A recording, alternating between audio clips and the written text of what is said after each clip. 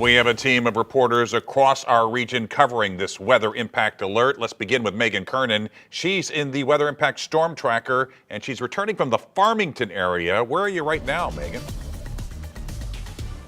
Well, Mike, we were in Farmington all day and left about 30 minutes ago. We are on I-55 right now, heading north near Festus. Now, the good news is it doesn't seem like the snow is sticking, but I'm going to flip the camera over to show you what we're looking like in the back. The visibility is pretty poor, especially as the snow is blowing. It is down to one lane pretty much on I-55 that is partially covered. And I did just hear from the St. Francis County EMA director who says there have been a few car accidents, but nothing serious.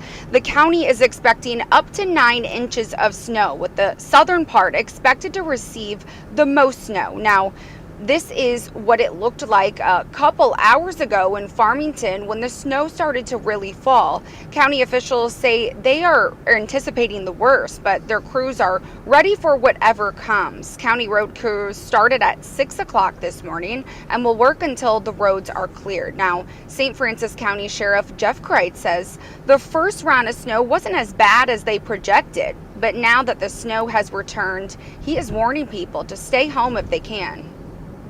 We do ask if you don't have to be out, please don't be out until the road is cleared and a lot safer. We also indicate or would like people to prepare, have their vehicles full of gas, have an emergency kit with a blanket, keep your cell phones charged, and just take your time. And Sheriff Kreitz expects the snow to be out of the area by 3 a.m. tomorrow. Live in the Storm Tracker, Megan Kernan, 5 on your side. And we do know tonight that a homeless woman died in freezing temperatures while huddled around the steam that was coming out of a manhole cover. The medical examiner's office found that woman's body on the Clark Street sidewalk right outside of City Hall. Our political editor, Mark Maxwell, is live at 14th and Chestnut, where volunteers are running a warming bus to try and help people find shelter beds tonight. Mark.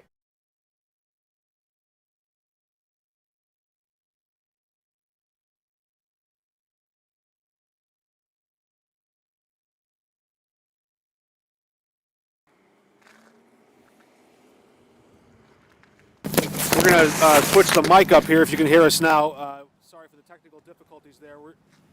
We're just showing this warming bus here at 14th and Chestnut. The important volunteer work that's taking place here tonight could save lives in these potentially deadly temperatures. The discovery of that homeless woman's dead body outside City Hall sparking a new wave of outrage from volunteers and advocates who work in these severe temperatures to try and save lives. The medical examiner's office expects to perform an official autopsy tomorrow to determine the official cause of that woman's death. We do not know her name at this time. Police responded to the scene and they can rule out any foul play.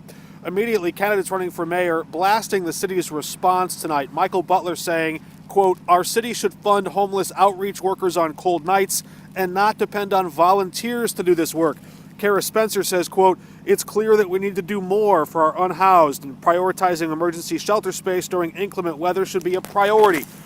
We also heard from the mayor's office, who released a statement moments after learning about what happened, saying, quote, "Last night excess city-funded beds were available to accommodate the unhoused individuals, but the lead volunteer who was out in the elements last night connecting the homeless people to those city services told us that's just inaccurate because some of these facilities block certain people from getting into those warm beds."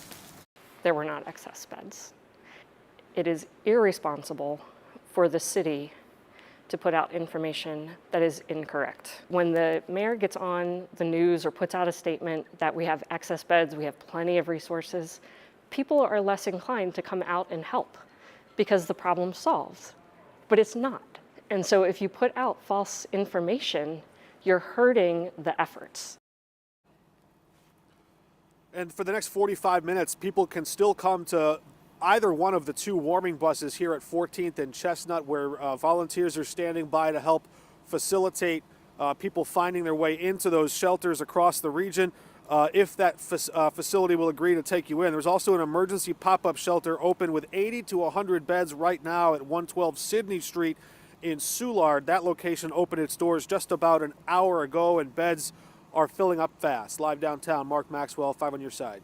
As highways fill up with more people heading home, the snow keeps coming down in West County. Our Annie Krall continues our coverage after hearing from MoDOT and county officials about making sure people don't get trapped on the side of the road. Annie.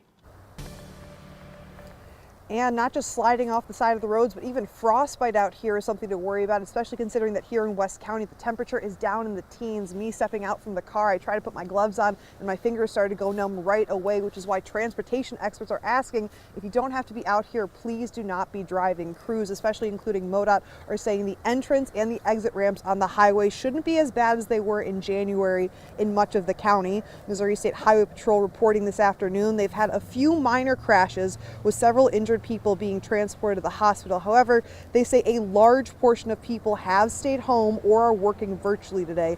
Just in the last 30 minutes or so, we've seen the snow and wind pick up drastically in West County, which is why the road crews say you should drive cautiously tonight and especially during tomorrow's morning's commute. In this storm, you don't have as much volume out there, so there's not going to be as much of a problem. You're still going to have to watch out as you're coming off of there. You're not going to be able to hit those ramps at highway speed because there is going to be something out there. You need to slow down. And as we've been standing out here, we've seen MoDOT snowplows going past us, trying to keep the roads clear tonight and especially heading into tomorrow as the snow keeps falling down. Reporting live in Town and Country, Annie Krall, 5 on your side. Let's head down to Jefferson County now, where some parts could see some pretty significant snow totals. 5 on your side's Laura Barczewski is live in the Fenton area. She's off Highway 30. Laura. Mike and Ann, we've only seen the snow continue to pick up here at the Jefferson County, St. Louis County line. And as you said, we're off Highway 30 where things have been moving along pretty smoothly, but the visibility has only gotten worse. We used to be able to see way up the hill near closer to Gravois Bluffs, and now some of those stoplights beyond there are barely visible. The roads themselves are still okay. We're starting to see it collect more on the pavement. We haven't seen any problems necessarily on 44 or Highway 30 in our area in the past about 2 hours. I did talk with Jefferson County Emergency Management earlier today, and they tell me they're monitoring this storm remotely. They're not too concerned quite yet, but they are concerned about the bitter cold, which they believe could change things drastically from 1 minute to the next. Just really be cognizant of the fact that conditions could change rapidly with this. As it gets colder and snow begins sticking to the roadway, you could go from good traction to very little traction in a short amount of time. So right on that transition line, we could see areas with very little snowfall and areas with quite a bit of it. So just be cognizant of that. We did see MoDOT come through and put another layer of salt down a little while ago, and it's important to remember to give them plenty of room as you're driving, and also give yourself some extra time if you're heading home from work or going out somewhere. Hopefully you can take it slow and keep a blanket in your car as well as filling up your tank. Reporting live from Jefferson County, Laura Barczewski, 5 on your side. The break from the snow this afternoon allowed IDOT crews to get a handle on the roads ahead of the evening rush, but that could quickly change overnight. Our Holden Kerwicki is live in Fairview Heights, where IDOT crews have already turned their attention to the morning rush. Holden. Well, Mike, we always joke that it's always sunny on this side of the river, but if you can take a look at I-64, it's clear. In fact, IDOT crews got I-64 cleared so fast today, they actually sent a lot of their truck drivers home for the afternoon. They're going to pick things back up in about an hour for an all-hands call. That way they know that they have things clear for the morning commute. Now, according to IDOT District 8 engineer Joe Monroe, despite the cold temperatures, the road temperature has actually hovered around 20 degrees, allowing their salt brine to melt much of the snow from early this morning. The problem will come in overnight when they're expected to get more of this dry, powdery snow that is prone to drifting. Monroe told me that though this type of snow is easier to drive on since it doesn't ice as quickly, it's actually harder to clear off the roads. You're kind of trying to corral it and coax it off the side of the road. It has a tendency to want to wrap around the truck, and then as you are rolling it on the mold board, depending upon which side of the road and where the wind's blowing, it actually will try to blow underneath your vehicle. Monroe said with that in mind, it's a good time to remind everybody to go ahead and stay back behind those plows and give them some space out on the roadways. If the storm is out of here by 3 o'clock, he believes that the roads should be in good shape by the morning commute, but he did admit that is a big if. Reporting live in Fairview Heights, Illinois, Holden Kerwicki, 5 on your side.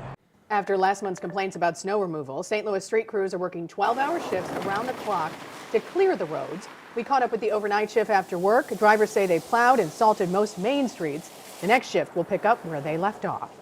The foundation laid down. We got the streets pretty much the salt laid down. Some of the snow melted. So now they got to do is come behind us and open up the street a little bit more. The city does not plan to treat side roads and neighborhood streets right now. Coming up, a live report from St. Charles County. The massive amount of salt street crews have used so far this year. A look at St. Louis Lambert International Airport as we head to break. Right now, nearly 70 flights are delayed or canceled. An airport spokesperson says many of those delays are due to poor weather in other cities.